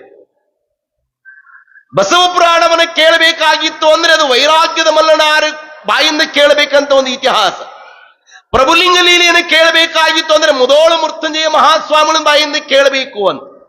ಹಾಗೆ ಪಂಚಾಕ್ಷರಿ ಜೋರ ಪುರಾಣವನ್ನು ಯಾರ ಬಾಯಿಂದ ಕೇಳಬೇಕಾಗಿತ್ತು ಅಂದ್ರೆ ಅದು ದೇವಗಿರಿ ಶಿವಯೋಗಿ ಶಾಸ್ತ್ರಿಗಳಿಂದ ಬಾಯಿಂದನೇ ಕೇಳಬೇಕು ಅನ್ನೋದು ನಾವು ಇವತ್ತಿಗೂ ಸಹಿತ ಅವರನ್ನ ನೆನೆಸ್ಕೊಳ್ತೇವೆ. ಅವರು ಹಾಕಿದ ಮಾರ್ಗಗಳು ದೇವಗಿರಿ ಅಜ್ಜವ್ರು ಭಾರಿ ಹೇಳ್ತಿದ್ದೀರಿ ಅಂತ ನಾವೆಲ್ಲ ಕೇಳ್ತೀವಿ ಅಲ್ರಿ. ಅವ್ರದ್ದು ಕೇಳಿವಿ ನಾವೆಲ್ಲ. ಎಂಥ ಅದ್ಭುತ ರೀ! ಆ ಅಳುವ ಪ್ರಸಂಗ ಬಂದ್ರೆ ಅಳುವುದು, ಆ ಹಾಡುವ ಪ್ರಸಂಗ ಬಂದ್ರೆ ಹಾಡೋದು. ಹೀಗೆ ಪಂಚಾಕ್ಷರಿಯ ಜೋರು ಕೀರ್ತನಕ ನಿಂತ್ಕೊಂಡು ಬಿಟ್ರೆ ಆ ಸಂಗೀತ ಸಾಹಿತ್ಯ, ಆ ನೃತ್ಯ ಬಂತು ಅಂದ್ರೆ, ಆ ಗರ್ಜನೆ ಬಂತು ಅಂದ್ರೆ, ಭೀಮಕಾಯ ಎತ್ತರದ ಶರೀರ ಪಂಚಾಕ್ಷರ ಜೋರು. ಅವರೇನು ಸಣ್ಣವರಿಲ್ಲ, ಅವ್ರು ಎಷ್ಟು ಎತ್ತರಿದ್ರು ದೊಡ್ಡ ಜೋರು. ಅಂದ್ರೆ ಅವರು ಮಲಗಿರುವಂತ ಕಾಟ, ಕಟ್ಟಿಗೆ ಕಾಟ ಇವತ್ತಿಗಲ್ಲಿ ಒಳಗಡೆ ಇದಲ್ಲ, ಆ ಕಾಟದ ಎತ್ತರ ನೋಡಿಬಿಟ್ರೆ ಸಾಕು, ದೊಡ್ಡ ಜೋರು ಎಷ್ಟು ಎತ್ತರಿದ್ರು ಅಂತ ಗೊತ್ತಾಗ. ಅವ್ರ ಶರೀರ ದೊಡ್ಡ ಎತ್ತರ, ಅವ್ರ ಭೀಮಕಾಯರಿ. ಹಿಂಗ ನಿಂತ್ಕೊಂಡು ಬಿಟ್ರೆ 4 ಮಂದಿ ನಾನಾ ಅನ್ನೋರು ಜಗಜೆಟ್ಟಿ ಬಂದ್ರು ಸಹಿತ ಹಿಂಗ ಅವು ಚಿಳುಕುವಂತ ತಾಕತ್ತಿನ ಗುರು ಅಂದ್ರೆ ಅದು ಪಂಚಾಕ್ಷರ ಜೋರು. ಹೀಗೆ ಪಂಚಾಕ್ಷರ ಜೋರು ಕೀರ್ತನೆಯನ್ನ ಕಲಿತರು. ಆ ಕೀರ್ತನೆ ಎಷ್ಟು ಅದ್ಭುತವಾಗಿ ನಾಡಿನೊಳಗ ಮಾಡಿದ್ರು ಅಂದ್ರೆ ಎಲ್ಲರ ಮೈ ಮನಗಳು ಸಹಿತ ರೋಮಾಂಚನಗೊಳ್ಳಬೇಕು ಅಂತ ಕೀರ್ತನೆಯ ಕಲೆಯನ್ನು ಸಹಿತ ಅಜ್ಜೋರು ಕಲಿತ ಮೇಲೆ ಅವಾಗ ಕುಮಾರ ಅಜ್ಜೋರ್ ಅಂತಾರ, ಪಂಚಾಕ್ಷರಿ ಬರೀ ಕೀರ್ತನ ಕಲಿತಪ್ಪ, ಅಲ್ಲಲ್ಲಿ ಮಧ್ಯದಲ್ಲಿ ಸಂಸ್ಕೃತ ಶ್ಲೋಕಗಳನ್ನು ಕಲಿತ್ರೆ ಬಹಳ ಚೆನ್ನಾಗಕ್ಕೈತಿ ಅಂದ್ರು ನೋಡ್ರಿ ಅಜ್ಜೋರ್ ಮಾತು. ಅವ್ರು ಎಟ್ಟರ ಕಲಿಸ್ಬೇಕನ್ನೋದು ಅವ್ರಿಗಿರ್ಬೇಕು, ಕಲಿಬೇಕನ್ನೋದು ಇವರಿಗೂ ಎಷ್ಟಿರ್ಬೇಕು. ಸಂಸ್ಕೃತವನ್ನು ಕಲಿಬೇಕಾದ್ರೆ ನೀನು ಬಾಗಲಕೋಟೆಗೆ ಹೋಗ್ಬೇಕಪ್ಪ, ನೀನು ಸಂಸ್ಕೃತ ಕಲಿ, ಅಲ್ಲಿರತಕ್ಕಂಥ ಒಟ್ಟುಗಳಿಗೆ ನೀನು ಸಂಗೀತ ಹೇಳು, ಇದು ಎರಡು ನೀನು ಒಂದು ವಿದ್ಯೆಯನ್ನು ಕೊಡು, ಒಂದು ವಿದ್ಯೆಯನ್ನು ತೆಗೆದುಕೋ ಅಂತ ಹೇಳಿದ್ರು ಅಜ್ಜೋರು. ಅಲ್ಲಿ ಹೋಗಿ ಒಟ್ಟುಗಳಿಗೆ ಅಜ್ಜೋರು ಸಂಗೀತ ಪಾಠ ಹೇಳ್ತಿದ್ರು. ಆ ನಂತರ ಅಜ್ಜೋರು ಸಂಸ್ಕೃತವನ್ನ ಕೆಲವೊಂದಿಷ್ಟು ದಿವಸ ಅಲ್ಲಿ ಬಾಗಲಕೋಟೆಯೊಳಗೆ ಕಲಿತು ಶಿವಯೋಗ ಮಂದಿರಕ್ಕೆ ಬಂದ್ರು ಅಜ್ಜೋರು.